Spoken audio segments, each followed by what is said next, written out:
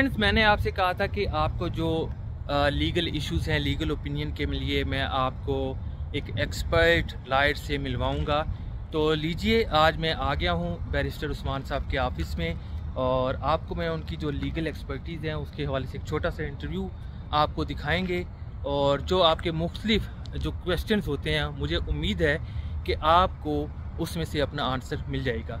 तो आइए चलते हैं उनके पास। हमारे साथ मौजूद हैं बैरिस्टर उस्मान साहिब। आइए उनसे कुछ जो टेक्निकल इंफॉर्मेशन है वो हासिल करते हैं ताकि आप लोग ना ही किसी झंझट में पड़े और डायरेक्ट आप खुद भी अप्लाई कर सकें।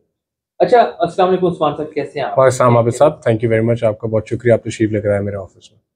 अच्छा उस्मान भाई, ये बताइएगा कि सबसे पहले कि ज़्यादातर आप लोगों के पास जो केसेस आते हैं वो कौन से आ रहे हैं जिसमें जो एशिया के लोग हैं वो आके आपसे रब्ता करते हैं?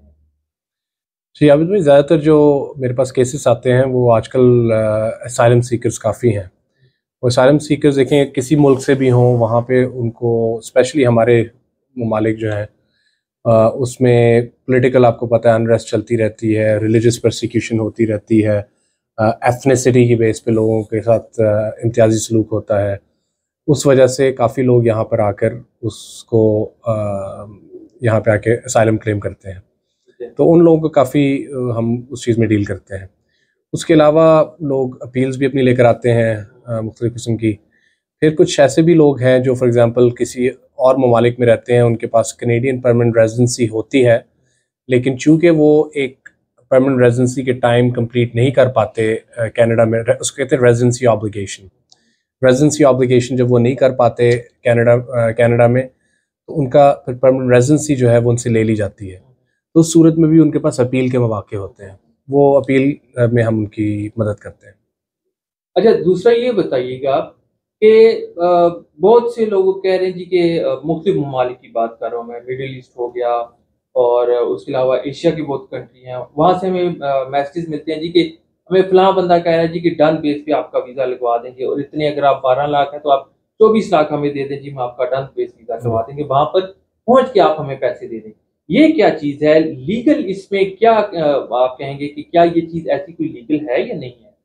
जी आबिद भाई, मैंने और आपने इस बारे में डिस्कशन की थी। आज हमारी जो मीटिंग थी उसमें हमने डिस्कशन की थी और आपने अपने जो अपने ख़्यालात का इज़हार किया था कि किस तरीके से आप समझते हैं कि लोगों के साथ मुख्तलिफ ममालिक में ज़्यादती हो रही है क्योंकि लोगों की मासूमियत का नाजायज़ फ़ायदा उठाया जाता है। उसमें मासूमियत भी कहनी चाहिए, कुछ बेवकूफ़ी भी हमारी अपनी कहनी चाहिए कि जब भी हमने कोई ऐसा काम करना होता है तो सबसे पहले आप रिसर्च ये करते हैं कि उसका कोई जेन्युइन वे क्या है, जेन्युइन वे किसी मुल्क में आने का क्या है। जेन्युइन वे जो किसी मुल्क में आने का है वो उनके गवर्नमेंट की अपनी इमिग्रेशन की वेबसाइट होती है, जिस तरह कि आपने जिक्र किया था बात करते हुए कि कनाडा की इमिग्रेशन की अपनी वेबसाइट है, आपको वहाँ से बहुत सी इन्फॉर्मेशन मिल सकती है।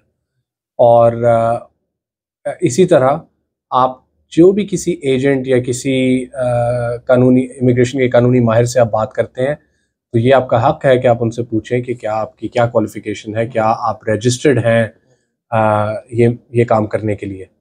दो किस्म के प्रोफेशंस होते हैं कनाडा में जो लोग आपको इमिग्रेशन के मशवरे दे सकते हैं।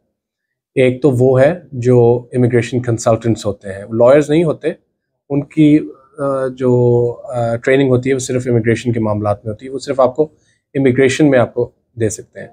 ऐसे लोगों की रजिस्ट्रेशन हुई हुई होती है और उनके पास रजिस्ट्रेशन नंबर होता है इमिग्रेशन कनाडा के साथ। दूसरी किस्म के लोग होते हैं वो लॉयर्स होते हैं। लॉयर बेशक वो जिस मर्ज़ी किस्म का लॉयर हो, उसको हक है कि वो इमिग्रेशन के मामलात को संभाल सकता है और उस पर मशवरा भी दे सकता है। जी, एज़ लॉन्ग एज़ कि वो रजिस्टर्ड लॉयर्स हों किसी लॉ सोसाइटी में। हर सूबा जो कनाडा का है उसमें एक लॉ सोसाइटी होती है, उस लॉ सोसाइटी के अंडर रजिस्टर्ड होना चाहिए उस बंदे को।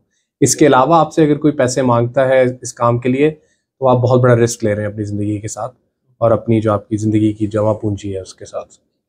अच्छा, दूसरा ये बताइएगा कि बहुत सारे लोग मिडल ईस्ट से रब्ता करते हैं हमसे, तो वो कहते हैं जी कि हम यूरोपियन नेशनल हैं, हमारे पास फलां कंट्री का जो सा है वो पासपोर्ट हमारे पास मौजूद है, तो वो कनाडा में वर्क परमिट लेना चाहते हैं या यहाँ पर आके काम करना चाहते हैं, तो उसके हवाले से थोड़ा बताइएगा। और फिर सीटा एक एग्रीमेंट है between Europe and Canada.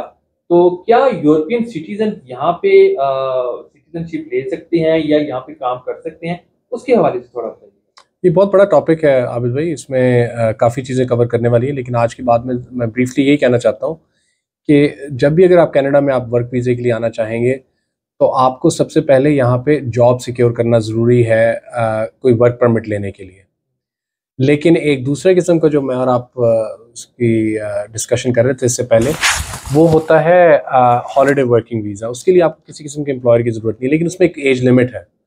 Canada और कुछ ममालिक हैं जिनके आपस में एग्रीमेंट है, जिसमें जापान भी है, और भी ममालिक की लिस्ट है, और भी इमिग्रेशन की वेबसाइट से देख सकते हैं, या आबिद भाई के थ्रू आप मुझसे रब्ता कर सकते हैं और वो मेरे तक पैगाम पहुंचा देंगे और उसका हम आपको जवाब दे देंगे कि वो कुछ ममालिक हैं जिनके साथ एग्रीमेंट है कनाडा का कि वहाँ से जो लोग यहाँ पर कनाडा में आएंगे वो यहाँ पे ओपन वर्क परमिट, जिसका मतलब है वो किसी भी एम्प्लॉयर के लिए काम कर सकते हैं, फुल टाइम पार्ट टाइम, और वो एक मुद्दत तक के लिए होता है, साल 2 साल का। और उसके बाद ज़रूरी नहीं है कि वो कन्वर्ट हो परमानेंट रेजिडेंसी या सिटीजनशिप में, वो सिर्फ वर्किंग वीज़ा है। जो आपको डायरेक्ट परमानेंट रेजिडेंसी मिलती है कनाडा आने के लिए, वो नॉर्मली एक्सप्रेस एंट्री या प्रोविंशियल नॉमिनी प्रोग्राम उसके अंडर ही होता है। तो अगर आप समझते हैं कि आप स्किल्ड हैं, आपका इंग्लिश लैंग्वेज टेस्ट जो है उसमें आपके बैंड अच्छा है, तो जो चीज़ सोचने के लायक है वो ये है कि क्या आप वो एक्सप्रेस एंट्री और उन चीज़ों में क्वालिफाई करते हैं, आप और आपके पार्टनर जो हैं, आपकी वाइफ हैं, या अगर आप औरत हैं तो आपके हस्बैंड हैं। आपने ये देखना है कि आप में से क्वालिफिकेशन किसकी ज़्यादा है। हमारे कल्चर में आमतौर पे ये देखा जाता है कि मर्द ऑटोमेटिकली सोचता है कि मैं प्रिंसिपल एप्लीकेंट हूँ। कनाडा में इस तरह नहीं देखा जाता। कनाडा में देखा ये जाता है कि जिसकी क्वालिफिकेशन ज़्यादा है, जिसका एक्सपीरियंस ज़्यादा है, जिसकी इंग्लिश लैंग्वेज टेस्ट में ज़्यादा स्कोर आता है, वो प्रिंसिपल एप्लीकेंट बनता है, दूसरा जो है वो उसके साथ को एप्लीकेंट होता है। अच्छा, ये बताइएगा कि बहुत सारी फैमिलीज जो हैं वो आना चाहती हैं, तो सबसे थोड़ा सा एक पॉइंट क्लियर कर दीजिएगा कि ये जो वर्किंग हॉलिडे वीज़ा है, इसमें एज लिमिट कितनी है, इसमें बैंड्स कितने चाहिए होंगे लोगों को, और इसमें कुछ अमाउंट भी शो करना पड़ती है आपको, वो कितनी? हाँ जी, ये वर्किंग हॉलिडे वीज़ा हर मुल्क के लिए एक डिफरेंट उसकी रिक्वायरमेंट्स हैं। ये डिपेंड करता है किस मुल्क के लिए होगा, और ये है कि आपकी बात ठीक है, उसमें भी आपको एक मिनिमम अमाउंट शो करनी पड़ती है। वो भी इमिग्रेशन की वेबसाइट पे आपको नज़र आ जाएगी। एक मिनिमम अमाउंट है और वो ज़्यादा नहीं है। वो अगर ऐसे ममालिक में जिनके साथ एग्रीमेंट है कनाडा का, अगर वो उन ममालिक में से है तो किसी के लिए वो अमाउंट को इकट्ठे करना कोई ज़्यादा मुश्किल बात नहीं है, वो अमाउंट शो करना। अच्छा, कोई आप क्या सजेस्ट करते हैं अगर कोई फैमिली आना चाहती है, ठीक है, तो पूरी फैमिली आना चाहती है, तो उसके लिए बेस्ट वे क्या होगा कि लीगली तौर पर वो किस स्ट्रीम में या प्रोग्राम में अप्लाई करें तो इजीली उनका वीज़ा लग सकता है, और क्या क्राइटेरिया क्या होगा? जी आबिद भाई, बड़ा अच्छा सवाल है ये, आपका $1,000,000 क्वेश्चन है। इसका जवाब ये है, सबसे पहला तो ये है, आपने ये देखना है कि आपने कनाडा आके करना क्या है। कनाडा एक फ्री टिकट नहीं है सबके लिए। इसका कहने का मकसद ये नहीं है कि आप यहाँ पे आएंगे तो आपका रेड कारपेट से इस्तकबाल हो रहा है और आप आएंगे, आपके लिए जॉब भी तैयार है, आपके लिए रहने की रिहाइश का भी है, हर चीज़ अवेलेबल है। ऐसे यहाँ पे नहीं होता। ये मिथ है जो लोग समझते हैं कि यहाँ पर बड़ा सब कुछ मुफ्त में मिल जाता है।